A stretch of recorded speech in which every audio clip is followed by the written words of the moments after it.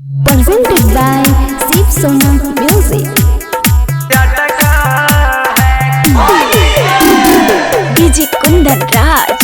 DJ Kundan Raj. अरे होलिया में छाउड़ी छटकल है, होलिया में छाउड़ी छटकल है, पचावा नदी के डालल रंगा अटकल है, दूसरा जी के डालल रंगा अटकल है, यही खातिर छाउड़ी भटकल है, यही खातिर छाउड़ी भटकल है, पचावा नदी के डालल रंगा अटकल है, दूसरा जी के डालल रंगा अटकल है। DJ Kundan Raj.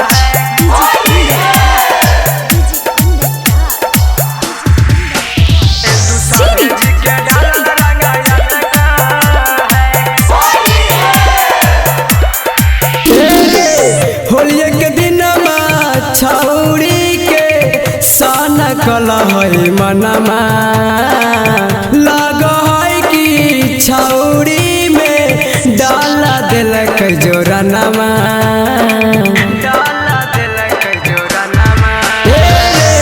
होलिया में छौड़ी के साना कला है मनमा, लग है कि छौड़ी में डाल दिलक जोरनमा, छौड़ी यही खातिर घरवा में सटकल है, छौड़ी यही खातिर घरवा में सटकल है, पसावा जी के डालल रंगा अटकल है, दूसरा जी के डालल रंगा अटकल है। DJ Kundan Raj.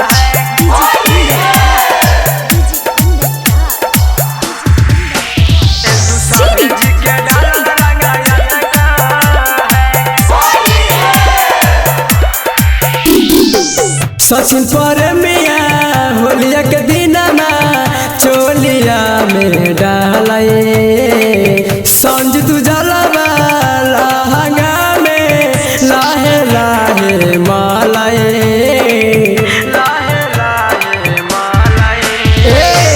सचिन पर मिया होलिया में चोलिया में डाले, संज तू जला लहंगा में लाहे लाहे मालाए,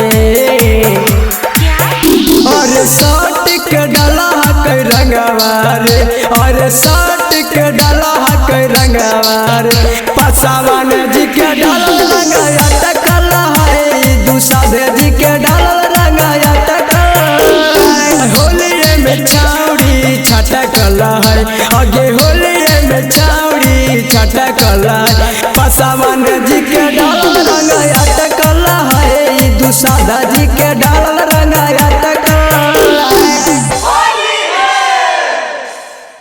Presented by Shiv Sona Music.